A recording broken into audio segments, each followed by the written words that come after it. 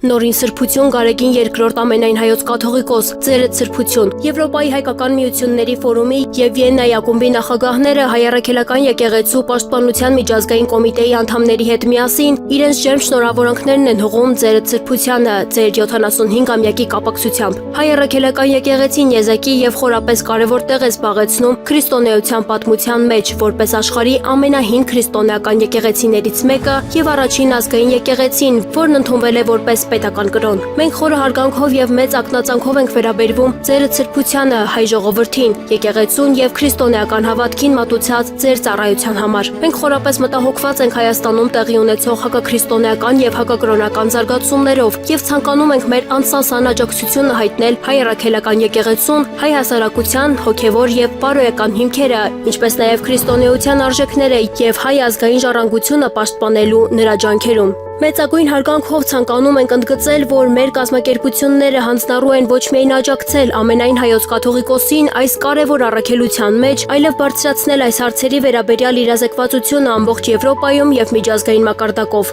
Մենք կշարունակենք մեր ջանքերը խթանելու այս հարցերի արդար և սկզբունքային քննարկումը և նպաստելու արդարության հետապնդմանը։ Այս նշանակալի տարեդարձի առթիվ ձերդ սրբություն, մաղթում ենք ձեզ ուժ, իմաստություն, տոկունություն և հաջողություններ ձեզ վստահված կարևոր գործը շարունակելու գործում։ Թող օրհնված լինի ձեր առողջությունը և նորացված ուժը հայ առաքելական եկեղեցուն և հայ ժողովրդին ծառայելու գործում։ Խորին հարգանքով և ամենայն շնորհավորանքներով Աշոտ Գրիգորյան, Եվրոպայի հայկական միությունների ֆորումի և Վիեննայի ակումբի նախագահ, Յան Չարնոգորսկի, Վիեննայի ակումբի համանախագահ, Սլովակիայի նախկին վարչապետ, հայ առաքելական եկեղեցու պաշտպանության կոմիտեի պատվավոր փոխնախագահ, Միացյալ Նահանգների նախագահ Դոնալդ Թրամփի խորհրդական Գուիդո Լոմբարդի, Ռոբերտ Ամստերդամ, հայ առաքելական եկեղեցու պաշտպանության կոմիտեի համանախագահ, միջազգային ճանաչում ունեցող իրավաբան, Ֆրանտիշեք Միկլոշկո, Սլովակիայի ազգային խորհրդի նախկին նախագահ, խորհրդի անդամ, Յան Ֆիգել, Եվրոպայի միությունում Սլովակիայի առաջին հանձնակատար, կրոնական ազատության եվրոպական ֆորումի նախագահ, Մոնսինյոր Ժան-Մարի